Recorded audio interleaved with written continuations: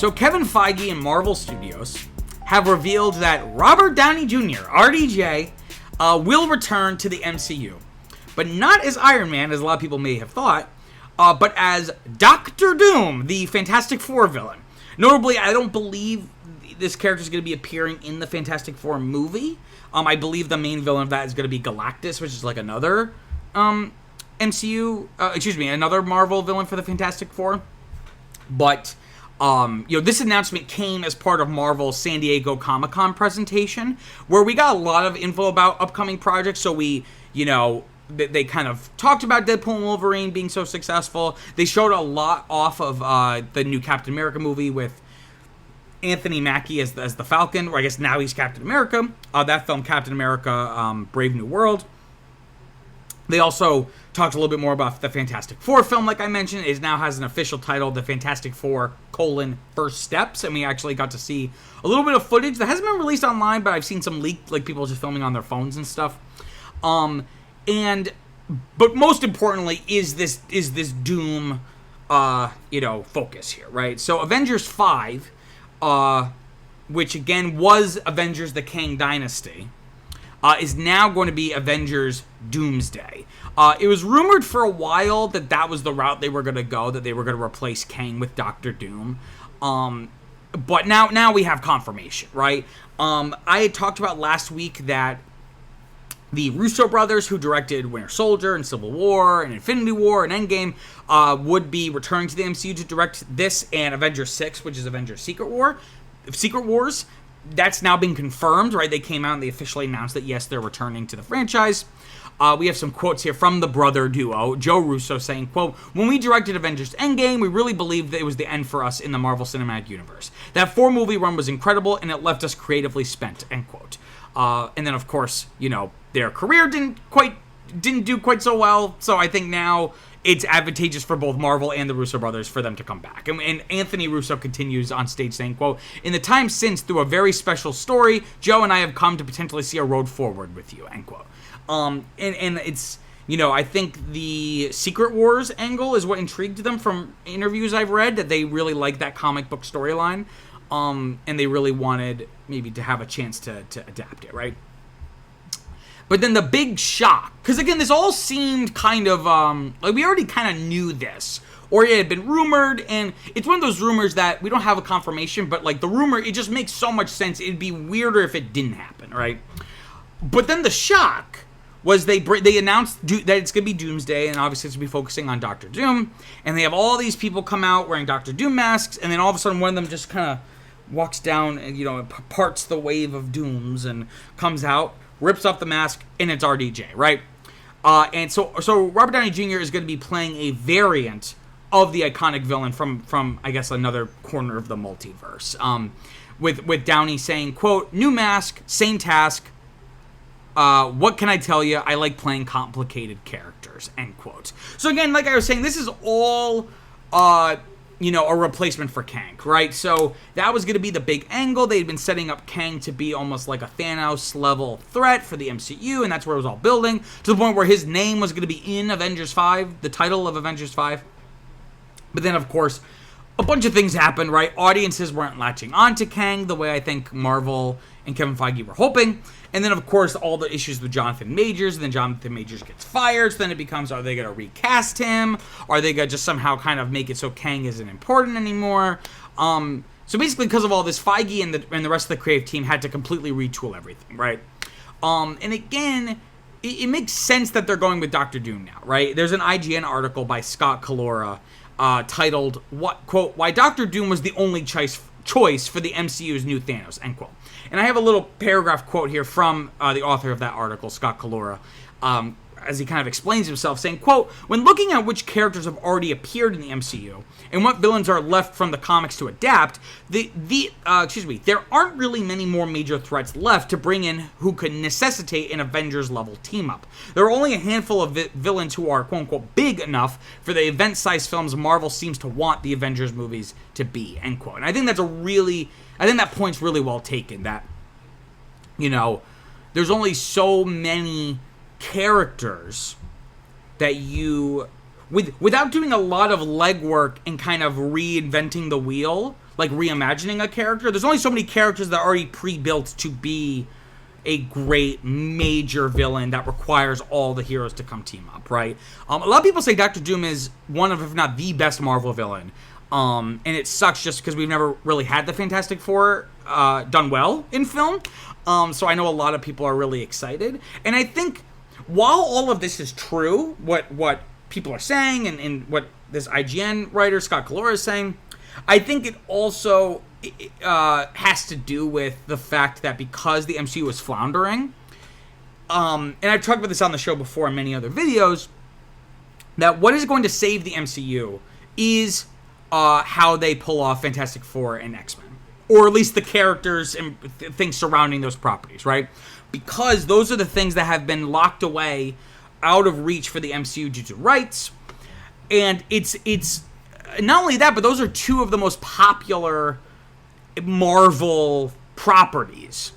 So if they're able to pull that off and create really, really strong films that resonate with people, the way the original X-Men films did and the way that they wanted the Fantastic Four films to do, that could save the MCU. So it doesn't hurt to center your major multiverse crisis around the main villain of one of those properties, right? I think it doesn't necessarily... I think everything that we're talking about here, where it's like, who else would the villain be? That's all true, and it doesn't hurt that now the main villain is from one of those properties, so we inject some new life into the MCU, right? But kind of take a step back, it's also funny to see RDJ return to the MCU, right? You know, basically since Endgame, and he's like trying to become like a serious actor, even though he always was. RDJ's a phenomenal actor when he has the material to work with, right? But basically his whole like Oscar campaign, awards campaign following his role in Oppenheimer was basically just him complaining that he had been like in Marvel jail for like a decade, right? And you know, Feige even suggested along the way that something like this would not happen, right? That they would not bring RDJ back to play Tony Stark, saying, quote, "We're going to keep that moment and not touch that moment again. We all worked very hard for many years to get to that, and we would never want to magically undo it in any way," end quote. So he's talking about the idea of bringing Tony Stark as Iron Man back through some weird multiversal thing. I think that's really smart, right? But, you know, RDJ, he won his Oscar.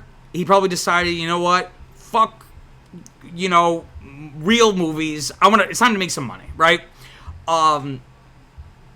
So the reaction, though, has been mixed, right? So when you watch this video of this announcement at Comic-Con, it seems like they blew the roof off the place. Like, the audience reaction was just overwhelmingly positive, right?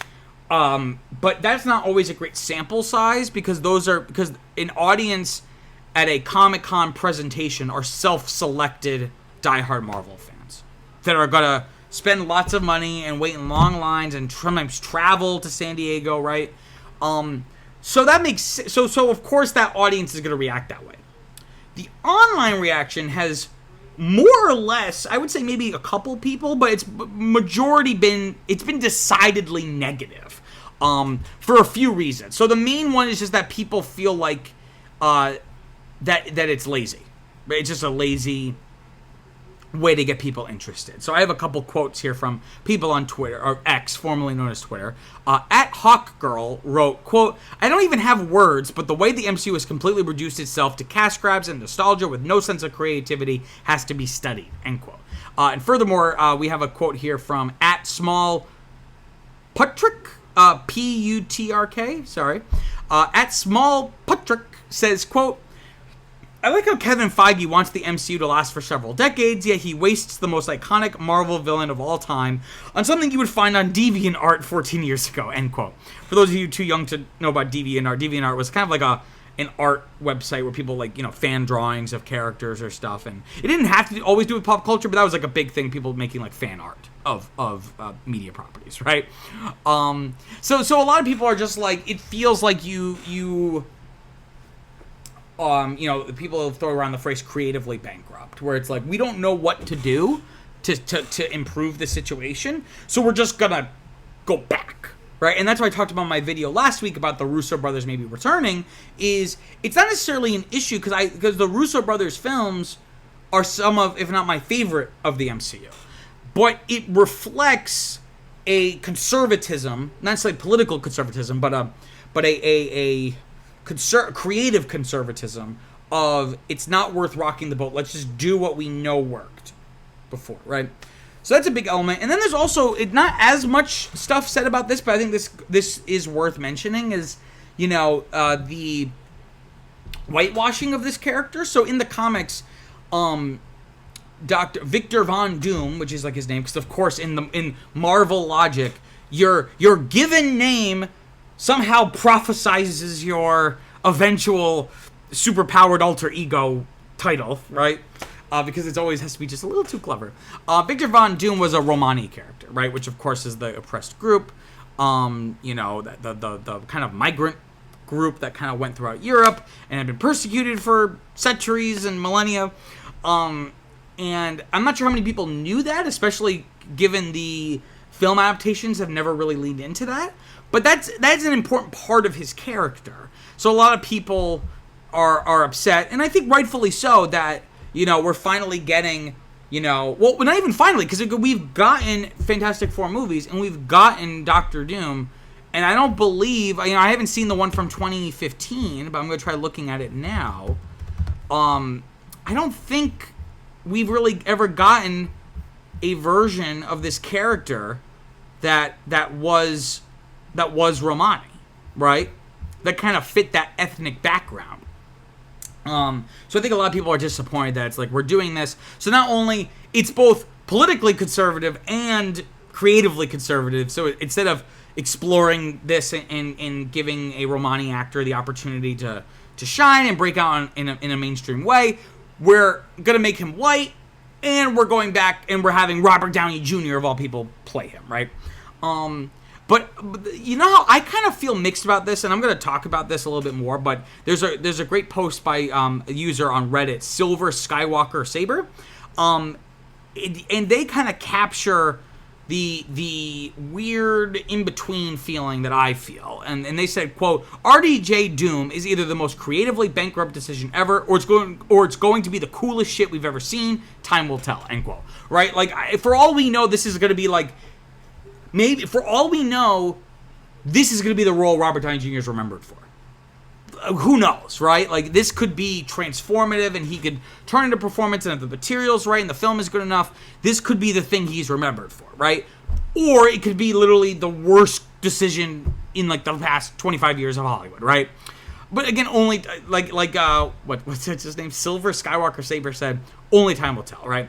But again, it reflects Marvel's conservatism, because again, the past couple of years have been focusing on news stories and characters, and that flopped financially and critically. But I don't know if it's because they were news stories and characters. I think just they weren't made very well. But again, they're turning back. They're going back to the well. They're bringing the Russo brothers. They're bringing in Robert Downey Jr. But this is an interesting situation, and Kevin Feige alluded to this, not at Comic-Con, but maybe a couple of weeks or I think it was like a couple months back, just about the state of the MCU and how things have really gone downhill. When he said what I'm about to say, he was doing it to do damage control, but I think there's some truth to this, that because of the financial and critical, issues that the MCU has had since Endgame, the MCU is kind of somehow back to being an underdog, right? Like when it started. So maybe because it went so low that they kind of hit rock bottom in a way, maybe this is the best thing for the MCU, because it kind of shook them out of their apathy, corporate and creative apathy, and maybe they can salvage the situation and make something not only better than what it was going to be, but maybe better than everything that's come before, right? But of course, I'm being optimistic here. We really have no way of knowing until we actually see these movies.